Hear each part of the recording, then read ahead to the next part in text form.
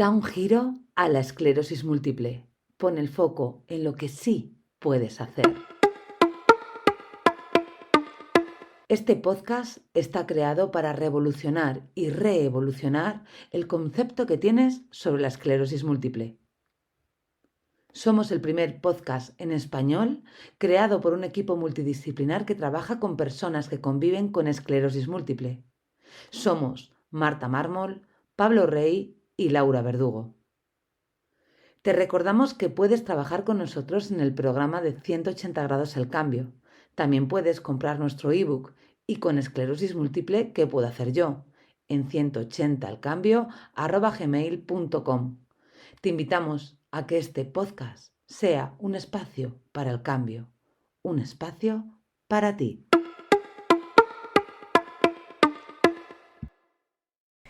En el episodio de hoy vamos a hablar de la vitamina D, de la importancia que tiene en la salud en general y en la salud particular en personas que convivís con esclerosis múltiple. Antes de empezar todo, quiero explicar lo que es la vitamina D. En realidad llamamos vitamina, pero también podríamos decir que es una hormona. Pero bueno, para simplificar, en el fondo las vitaminas son aquellas sustancias que necesitamos consumir a través de la alimentación. Y en cambio una hormona es una sustancia que nosotros somos capaces de secretar en nuestro cuerpo. Entonces, en este caso, la vitamina D es también una hormona, ya que somos capaces de consumirla a través de la alimentación o de secretarla nosotros mismos a través de la piel. Dicho esto y simplificándolo diré todo el rato vitamina D por costumbre, facilidad y porque suena mejor, porque estamos acostumbrados, pero podríamos decir, como mucha gente dice, que es una vitahormona fundamental en muchísimas cosas. Siempre pensamos que es importante para la absorción del calcio y la salud ósea, pero ni el calcio solo es salud ósea ni la vitamina D es solo para esto. Cada vez conocemos más funciones que tiene la vitamina D a muchísimos niveles, a nivel de prevención de cualquier tipo de enfermedad. En caso de la esclerosis múltiple, niveles bajos de vitamina D aumentan la probabilidad de sufrir y desarrollar esclerosis múltiple. Por lo tanto, simplemente como prevención es importantísimo tener unos buenos niveles de vitamina D. Esto, si ya convivís con esclerosis múltiple, pues ya no podemos hacer nada, pero por ejemplo, como sabemos que la esclerosis múltiple sí que tiene un factor genético y que si tenemos un familiar cercano de primer o segundo grado con esclerosis múltiple, tenemos una posibilidad mayor que otras personas que no tienen familiares cercanos, pues tener buenos hábitos en general y tener unos niveles de vitamina D óptimos, pues es lo más adecuado. Como os decía, la vitamina D la podemos secretar nosotros en la piel a través de la radiación solar. En contacto con nuestra piel y a través del colesterol se forma lo que es la vitamina D3. Luego esta vitamina necesita activarse en diferentes sitios, se pasa por el hígado, donde se activa de una manera, por el riñón, hasta dar ya pues la forma activa, que es la forma que va a tener su función. Esta parte que vamos a secretar en nuestro cuerpo, a través de la síntesis a través del sol, va a suponer el 90% de la vitamina D que tenemos. Como os decía antes, también la podemos consumir a través de alimentos, sobre todo alimentos animales, que esos animales son los que a través del sol han generado esta vitamina D. Por lo tanto, esos animales, o sea, para asegurarnos de que los alimentos que consumimos que tienen vitamina D tienen de verdad vitamina D, nos tenemos que asegurar que vengan de unos animales que hayan estado expuestos al sol. Se dice a día de hoy que el 10% de la vitamina D la obtenemos a través de la alimentación, pero yo cada vez creo que a día de hoy pues es menos porcentaje, porque como os decía, pues eso, nos tenemos que asegurar de que los animales han sintetizado esta vitamina D. Y como luego veremos, a nosotros nos cuesta mucho sintetizarlo, cada vez los niveles son más bajos y en los animales, pues más aún, ¿no? Porque cada vez consumimos animales pues que a lo mejor están en situaciones pues que no les da la luz. Algunos alimentos que tienen vitamina D o que se les considera con una gran cantidad de vitamina D son los lácteos enteros, pues la leche de vaca, por ejemplo. Podríamos pensar, y en las tablas de composición nos aparece como un alimento que tiene una cantidad de vitamina D adecuada. Para esto tenemos que, como os decía, asegurarnos que pues, la vaca ha estado expuesta al sol, cosa que, bueno, pues en muchas ocasiones y por las situaciones que tienen muchas granjas no es así. Y lo mismo con los huevos. El huevo es un alimento que al ser graso sí que tiene esa cantidad de vitamina D, pero lo mismo, tenemos que asegurarnos de que esas gallinas han estado ya no solo libres, camperas, todo esto que nos podemos asegurar a través del etiquetado del huevo, que como sabéis en el huevo viene impreso un código. En el primer número nos va a indicar qué tipo de cría ha tenido esa gallina. Entonces, para asegurarnos que es un huevo de calidad, tiene que aparecer el número 0 o el 1. El 0 nos asegura que ha sido una alimentación ecológica y el 1 que ha sido criado al aire libre. Pero repito que al aire libre no quiere decir con exposición al sol. De todas formas, como solo es un 10% lo que nos aporta la alimentación, sí o sí vamos a tenernos que asegurar del aporte de vitamina D, ya sea a través del sol o ya sea a través de la suplementación. Como os comentaba hace un rato, los déficits de vitamina D son cada vez mayores. La población cada vez tiene menos niveles de vitamina D y cada vez se miden menos. Han salido de los protocolos habituales de medición en los análisis, a no ser que se pidan de forma concreta.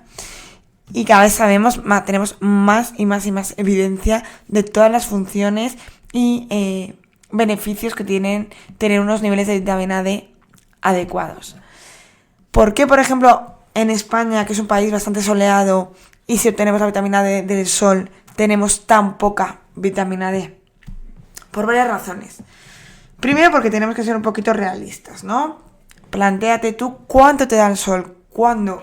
En invierno pasamos muchos meses que cuando nos levantamos es de noche, a lo mejor cogemos el coche, metro, nos vamos a trabajar de la forma que sea y casi no nos da el sol. Con suerte a lo mejor nos da algo, pero en invierno pues nos puede dar un poco en la cara. El resto del cuerpo lo llevamos bastante cubierto por el frío.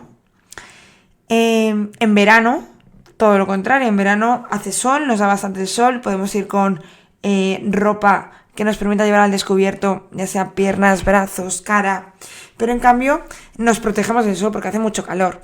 De hecho, como ejemplo y anécdota, en España, en Córdoba, que es una de las ciudades más soleadas y calurosas, es donde más déficit de vitamina D hay.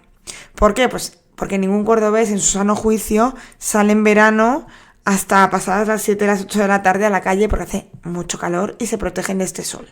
Y si no, están en la sombra, ¿vale? Es decir, tenemos que ser un poquito realistas y pensar de verdad cuándo nos da el sol, cuándo tenemos una exposición continua y exponiendo piel al sol.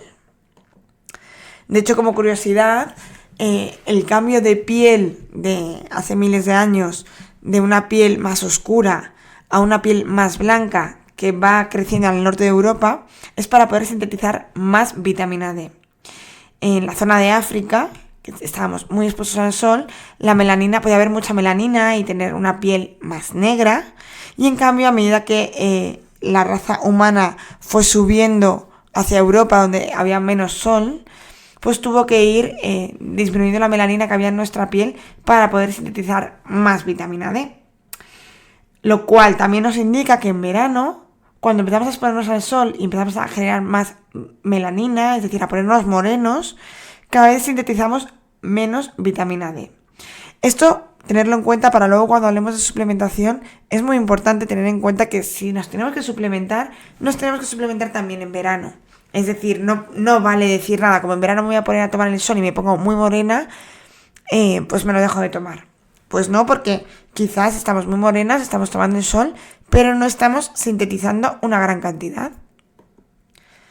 Los niveles de vitamina D, dependiendo de dónde lo miremos, en los análisis a día de hoy se considera que son óptimos por encima de 30 nanogramos mililitro. Tened en cuenta bien las unidades porque dependiendo de dónde os hagáis los análisis pueden cambiar estas unidades, entonces por supuesto cambian los valores. Es decir, 30 nanogramos mililitro es lo que se considera que por encima de eso es correcto. En realidad por encima de esto nos estamos asegurando de que no hay ostomalacia. Muy bien, genial, pero no es suficiente. Unos niveles óptimos deberían estar entre 50 y 70. Y personas con esclerosis múltiple tenéis que tener unos niveles incluso mayores. se ha visto que no solo los niveles de vitamina D son importantes, sino cómo hace efecto esta. Y es que en muchas enfermedades autoinmunes, como la esclerosis, existe una resistencia a la vitamina D. Por lo tanto, esto nos va a indicar que necesitamos niveles incluso más elevados. Existe un protocolo, el que se llama protocolo Coimbra, para tratar la esclerosis múltiple y otras enfermedades autoinmunes, por supuesto, con dosis muy elevadas de vitamina D, lo cual tiene que ser seguido por un médico y con un nutricionista, ya que la dieta debe ser baja en calcio. Yo creo que esto es un tema muy interesante que merece un episodio por separado, incluso podemos buscar a alguien experto en este tipo de protocolos que venga a hablarnos sobre ello, porque creo que es una alternativa que se debe conocer y que pues muy pocas veces se habla de esto o se les da información a los pacientes desde pues otras áreas como pueden ser neurología, como una opción más a tratar. Por lo que me lo dejo apuntado para otro episodio, pero hoy quiero hablar de la vitamina D en general. Como os decía, tiene muchísimas funciones. A nivel del sistema inmune, unos buenos niveles de vitamina D van a regular el sistema inmune, van a modular los linfocitos T reguladores, que van a ser aquellos que van a permitir regular, y nunca mejor dicho, el sistema inmune, modularlo. No queremos que nuestro sistema inmune se active, esté muy reactivo, porque una enfermedad autoinmune, esto lo explicábamos en los primeros episodios, no significa que el sistema inmune esté bajo, sino que está alterado. Por lo tanto, necesitamos modular. Entonces, todo aquello que nos ayude a modular, a controlar, a potenciar los linfocitos T reguladores, nos va a ayudar en la respuesta y en evitar diferentes brotes. Por lo tanto, estos niveles de vitamina D fundamentales, fáciles de conseguir, seguros, es algo que no podemos pasar por alto y que tenemos que pedir, solicitar a nuestro médico que nos haga en la analítica correspondiente, que nos mida la vitamina D y asegurarnos, como os decía antes, que está por lo menos por encima de 50. Con eso me conformo. ¿Qué hacer si tenemos unos niveles bajos? Bueno, yo lo primero siempre os aconsejo que os acompañe alguien, ya sea un médico, ya sea un nutricionista especializado en esto, desde 180 grados, por supuesto, cuando trabajamos con las personas que trabajáis con nosotros, ¿no? Esto es algo que tenemos en cuenta. Me encargo yo de esta parte, de la parte nutricional, analítica, me encargo, es mi parte. Y yo, por supuesto, es de las primeras cosas que pido, ver esos niveles cómo están y más o menos pues ir repitiendo los análisis unos cada 6 meses.